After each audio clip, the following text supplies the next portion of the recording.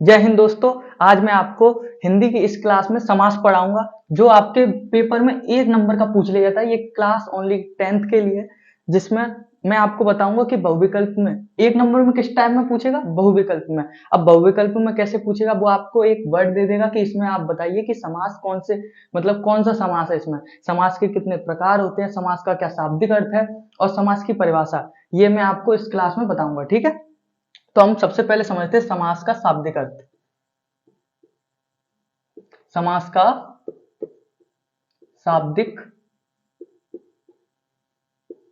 अर्थ। समास का शाब्दिक अर्थ क्या होता है? डरने की कोई बात ही नहीं है, क्योंकि ये 1 नंबर का पूछा जाता है और वो मैं आपको क्लियर करवा दूंगा। कैसे आपको एक ट्रिक भी बताऊंगा कि कैसे आपको याद रखना है। ठीक है, समास का शाब्दिक अर्थ होता है संक्षिप्त, संक्षिप्त करना,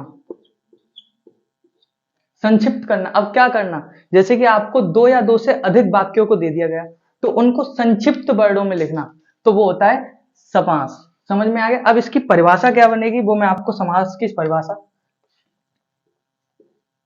बता देता हूं। पहले मैं आपको समझा देता हूं समास की परिभाषा क्या हो सकती है।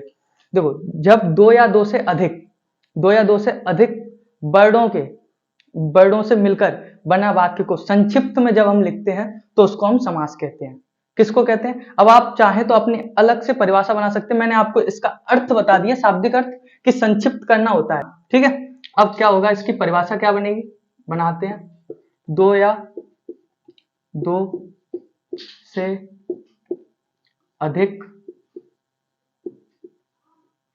शब्दों को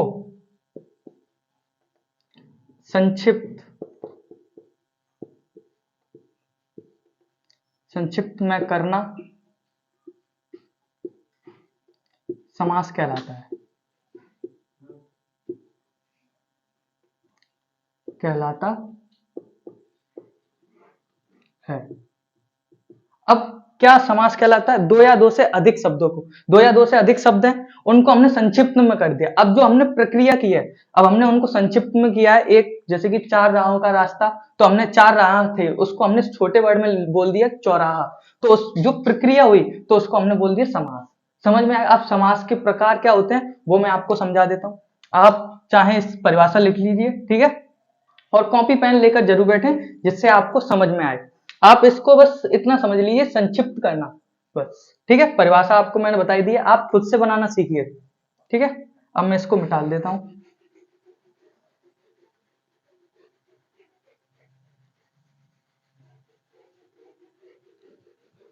समास के बहुत से प्रकार होते हैं, लेकिन हम क्लास 10th में ओनली 4 पढ़ेंगे, समास के 4 प्रकार। ठीक है,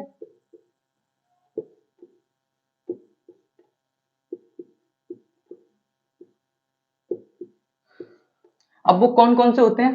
पहला होता है कर्म धारय समास। सेकंड होता है द्विगु समास।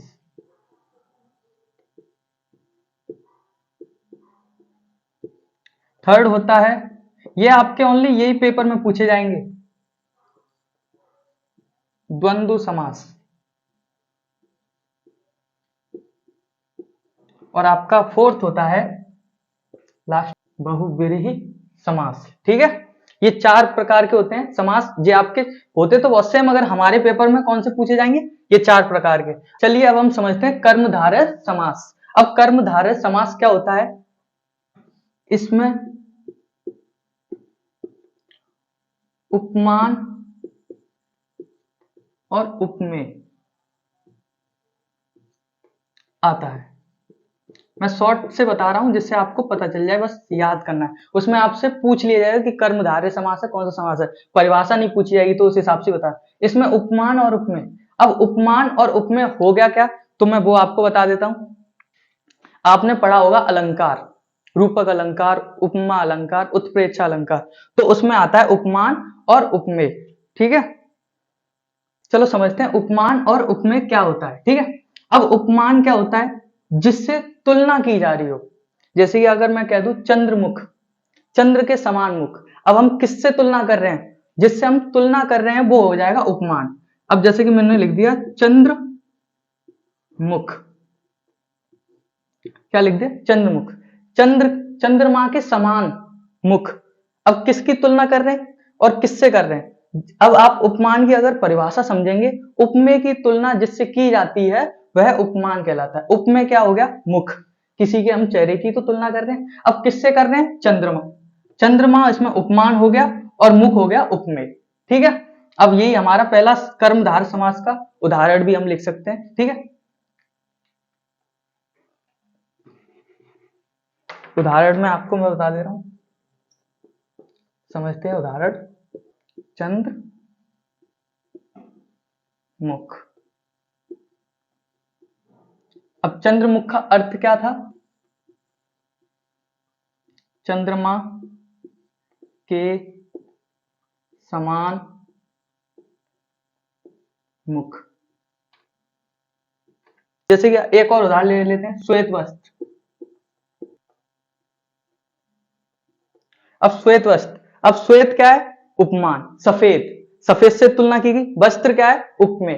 अब हम किससे तुलना कर रहे हैं, कोई वस्त्र, अब रंगहीन, रंगहीन, रंगीन कैसा भी हो, अब हम उस वस्त्र की तुलना कर रहे हैं किससे, सफेद से, तो वो हो गया श्वेत वस्त्र। ये हो गया आपका कर्मधारय समास। ठीक है,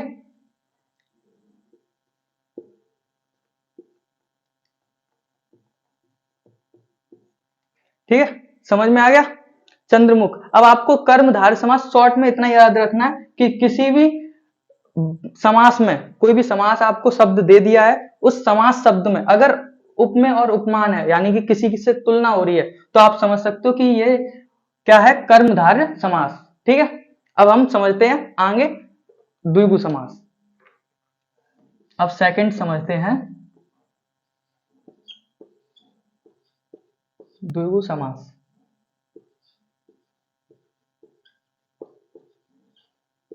अब द्विगु समास होता क्या है, अब आप इसमें देख रहे होगे गा आ रहा है, आ रहा है, गा का मतलब है इसमें गिनती आएंगी,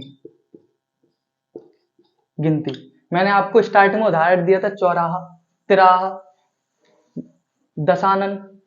अब 10 दशानन मैंने बोल दिया,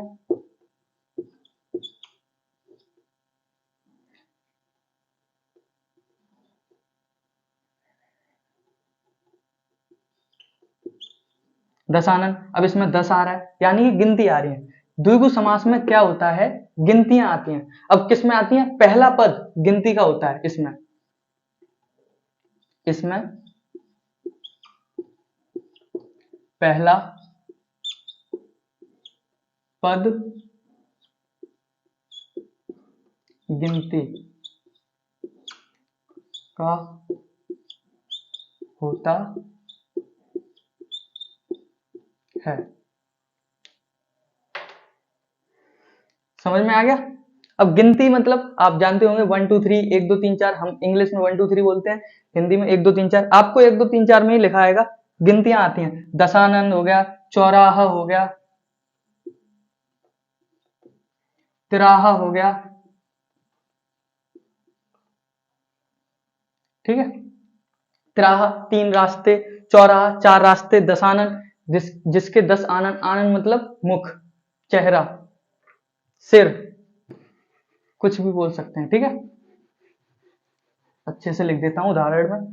और मैं 2 2 3 3 इसलिए बता रहा हूं क्योंकि आपको जब आप द्विगु समास पहचानना सीख जाएंगे, कर्मधारय समास पहचानना सीख जाएंगे, तो आपको बस एमसीक्यू में टिक मार के आना, 1 नंबर आपका पक्का है।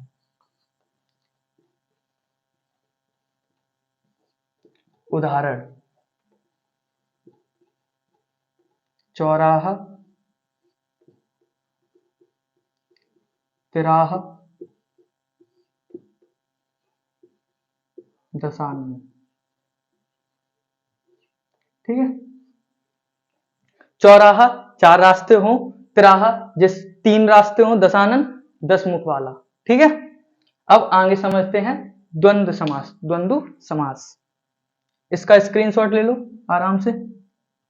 अब आगे समझते हैं द्वंद्व समास।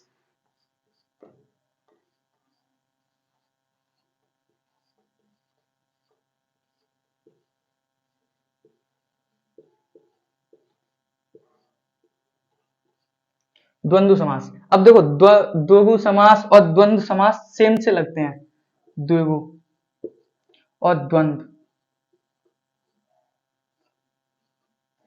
समास, ये भी समास है, ठीक है। अब इसमें क्या है, इसमें गा आ रहा था तो इससे पहचान लेना है कि गिनती। अब आप देख रहे होगे ये और ये सेम है, तो इसका क्या हो सकता है, अब मैं आपको बताता हूं। इसमें दो पद होते हैं, पहला पद, पहला पद प्रधान और दूसरा पद प्रधान।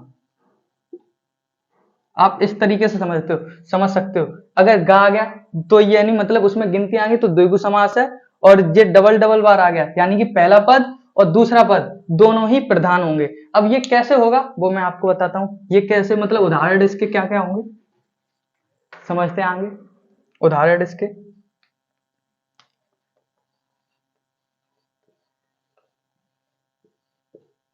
उदाहरण उदाहरण जैसे कि दूध दही,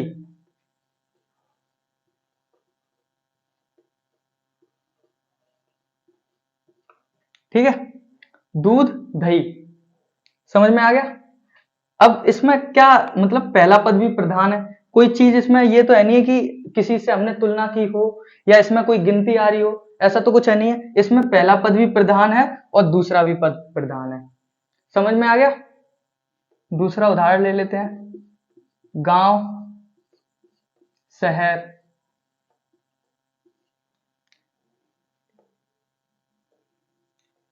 नर नारी। अब इसमें पहला पद भी प्रधान है दूसरा पद भी प्रधान है, यानी कि ये एक दूसरे से भिन्न भिन्न है, अलग अलग है, लेकिन दोनों अपने में ही एक क्वालिटी है उनकी। दूध, दूध से दही बनता है, गांव है, एक शहर है, नर नारी, समझ में आ गया। द्वंद्व समास में दोनों पद प्रधान होते हैं और द्विगु समास में गिनती आती है और कर्मधारय समास में किसी से तुलना की जाती है। अब हमारा लास्ट रह गया बहुव्रीहि समास, और लास्ट में आपको मैं शॉर्ट में बता दूंगा कि चारों चीजें कैसे समझेंगे। अब आगे समझते हैं बहुव्रीहि समास। फोर्थ, बहुव्रीहि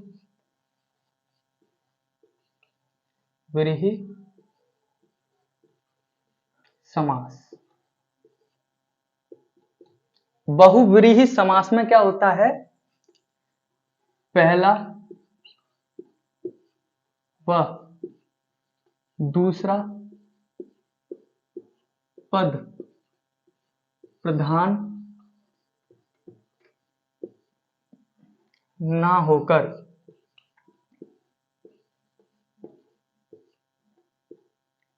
तीसरा पद प्रधान होता है।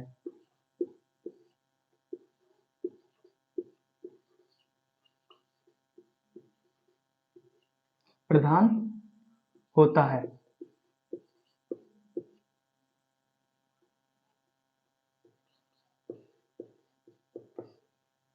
इसमें पहला और दूसरा पद प्रधान नहीं होगा, तीसरा पद प्रधान होगा, लेकिन वो छुपा होगा।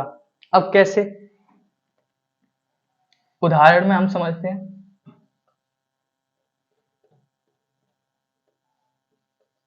उदाहरण, चंद्रशेखर। अब मैं आपको इसका बताऊंगा कैसे। चंद्रशेखर, अब इसका अगर हम वाक्य में मतलब तोड़ें तो क्या होगा, चंद्रमा जिसके सिर पर हो,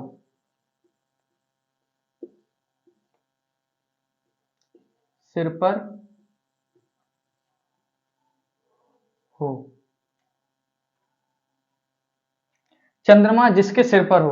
अब ये बताओ चंद्रमा किसके सिर पर रहता है, भोले बाबा के। तो इसमें नहीं, उसने डायरेक्ट तो नहीं कहा चंद्रशेखर बोला, लेकिन तीसरा इसमें देखो चंद्रशेखर पहला पद हो गया दूसरा पद हो गया, लेकिन ये किसको नहीं हमें मतलब इशारा कर रहा है, शिव जी की तरफ। चंद्रमा जिसके सिर पर हो शिव जी के ऊपर है, एक और ले लेते हैं सेकंड उदाहरण, गजानन। गजानन जिसका गज रूपी आनन हो, आनन मतलब मुख, जिसका गज रूपी, रूपी मतलब गज यानी कि हाथी के समान मुख हो, मुख हो। अब ये किसको कर रहा है? गणेश जी को, जिसको हम पूछते हैं हम लोग। तो ये समझ में आ गया, गज रूपी मुख, यानी कि दो वर्ड है गज और आनन। आनन यानी कि सिर, लेकिन हम तीसरे को क्या कर रहे हैं? प्रधान बना रहे हैं, यानी कि गजानन, यानी कि गणेश जी। आप उनको गजानन के नाम से भी जानते होंगे। तो ये चीजें हैं। अब हम चारों को इकट्ठा समझते हैं, जिससे आपको याद करने में आसानी हो और उसमें एमसीक्यू में आप लगा के आ सको, एक नंबर अपना पक्का करके आ सको। आगे समझते हैं, ठीक है।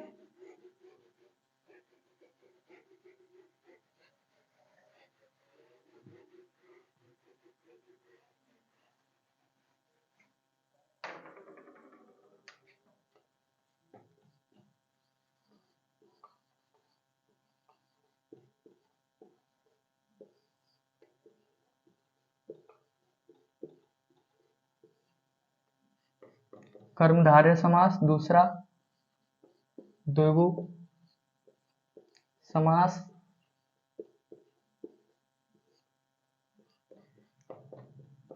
तीसरा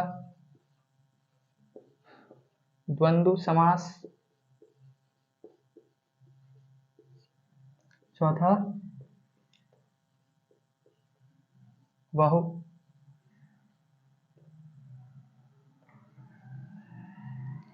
व्रीहि समास। अब मैं आपको बता रहा हूं, कर्मधारय समास में क्या आता है? उपमान और उपमेय। आप इस तरीके से याद रख सकते हैं, ठीक है। द्विगु समास में गा आ रहा है, यानी कि आप इससे पहचान सकते हो गिनती,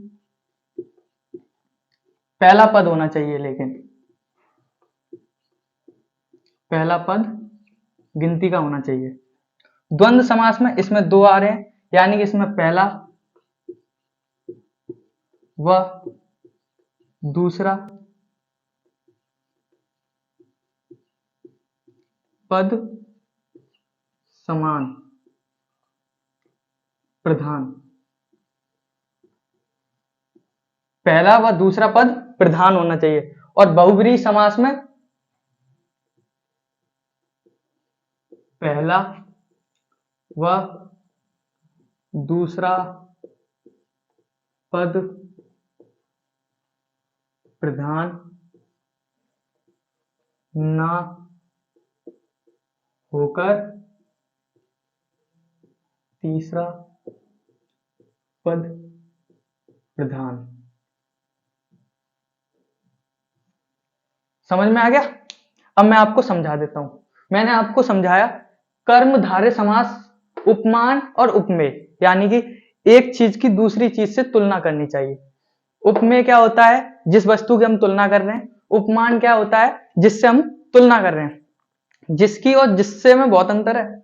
उपमेय से ही उपमान की परिभाषा बनती है। उपमेय जिससे हम तुलना करते हैं वो उपमान कहलाता है। अब इसकी उपमान की परिभाषा क्या बनेगी? उपमेय की तुलना जिससे हम करते हैं वह क्या कहलाता है? उपमान। और उपमेय यानी एक वस्तु है, उसकी हमने तुलना की है उपमान से, यानी कि अगर चंद्रमुख लेते हैं, चेहरे की तुलना की हमने चंद्रमा से। दूसरा आपको समझाया द्विगु समास। अब द्विगु और द्वंद्व ये आप समझ रहे होंगे, सेम सेम लग रहे हैं। अब कैसे याद रखेंगे? बीच में क्या आ रहा है? गा, और गा से हमें क्या याद करना है? गिनती। अब गिनती का मगर पहला पद चौराहा, चौराहा पहले यानी चार है, यानी कि चार आप समझ सकते हो। तिराहा तीन। और द्वंद्व इसमें देखो पहला और दूसरा पद सेम सेम है, तो इसमें पहला व दूसरा पद क्या होगा? प्रधान। फिर आ रहा है आपका फोर्थ बहुव्रीहि समास। बहुव्रीहि समास में पहला व दूसरा पद प्रधान ना होकर कोई तीसरा पद प्रधान होता है। समझ में आ गया? आई होप आपको ये क्लास अच्छी लगी होगी और एक और अच्छे लेक्चर के साथ मिलता हूँ। जय हिंद।